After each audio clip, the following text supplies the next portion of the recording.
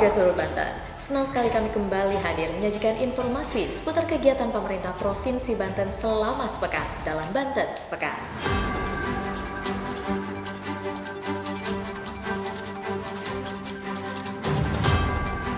Kita masuk ke informasi pertama. TKDV, Pendidikan Vokasi dan Pelatihan Vokasi di Provinsi Banten, diharapkan dapat menurunkan angka pengangguran terbuka di Provinsi Banten. Harapan tersebut disampaikan oleh Pelaksana Harian Sekretaris Daerah Provinsi Banten Virgoyanti usai menghadiri sosialisasi Tim Koordinasi Daerah Revitalisasi Pendidikan Vokasi dan Pelatihan Vokasi atau TKDV Provinsi Banten tahun 2024.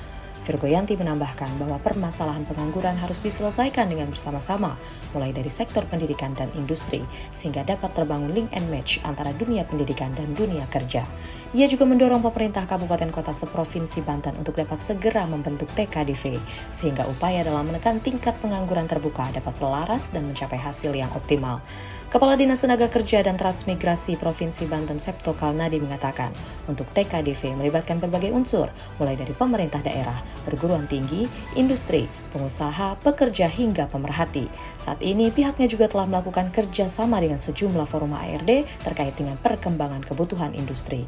Hal itu sebagai langkah dalam menyesuaikan pendidikan vokasi yang dilakukan oleh Balai Latihan Kerja atau BLK Provinsi Banten maupun milik Kemnaker. Dalam sambutannya, Deputi Bidang Koordinasi Peningkatan Kualitas Pendidikan dan Moderasi Beragama Kementerian Koordinator Bidang Pembangunan Manusia dan Kebudayaan Warsito menyampaikan, Indonesia harus bekerja cepat dalam meningkatkan kualitas SDM dengan melakukan revitalisasi pendidikan dan pelatihan vokasi.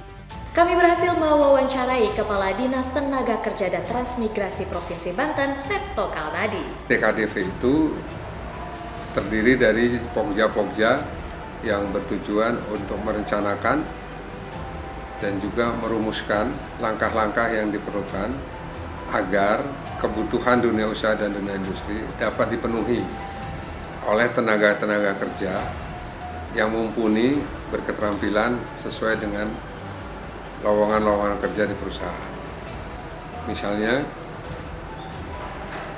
lulusan-lulusan sekolah menengah maupun perguruan tinggi sebelum memasuki dunia kerja, mereka harus mendapatkan pendidikan dan pelatihan vokasi yang kita juga berharap pendidikan dan pelatihan vokasi ini nantinya memberikan sertifikat berupa sertifikasi profesi yang dikeluarkan oleh Badan Nasional Profesi BNSP, sehingga itu lebih dipercaya oleh dunia usaha dan dunia industri untuk mengetahui kemampuan, mengetahui kapabilitas dan mengetahui kapasitas dari calon pekerja yang memasuki dunia kerja, dunia usaha dan dunia industri. Kita beralih ke informasi selanjutnya. Dalam penguatan usaha kecil, pemerintah Provinsi Banten sosialisasikan pelayanan perizinan usaha berbasis resiko kepada masyarakat. Pelaksana Harian Sekretaris Daerah Provinsi Banten Virgoyanti mengatakan, mengurus perizinan usaha sangat perlu dilakukan. Selain untuk legalitas usaha, juga untuk mendapatkan program usaha mulai dari penguatan modal usaha, juga kepercayaan pihak lainnya. Pemerintah Provinsi Banten melalui Dinas Penanaman Modal dan Perizinan Terpadu Satu Pintu atau DPMPTSP melaksanakan sosialisasi agar pelaku usaha mengurus nomor induk berusaha atau NIB sekaligus memfasilitasi pelayanan perizinan usaha kepada para pelaku usaha kecil di lokasi secara gratis. Dalam kesempatan itu, Ketua Komisi 3 DPRD Provinsi Banten HM Faisal mengatakan, program penyuluhan perizinan berusaha berbasis resiko untuk memberikan pemahaman pentingnya memiliki NIB, izin usaha, izin edar, dan label halal. Dalam kesempatan itu juga dilakukan sosialisasi digital marketing. Dalam sosialisasi itu, pihaknya menggandeng Lipo Karawaci dalam pemberdayaan pelaku UMKM. Sebagai informasi, sosialisasi diikuti oleh 500 orang pelaku UMKM yang mayoritas adalah para ibu-ibu dengan berbagai bidang usaha kecil di Kabupaten Tangerang. Sebagai ujung tombak pembangunan, pemerintah desa perlu didukung oleh aparatur yang kompeten, berintegritas, kreatif, dan inovatif.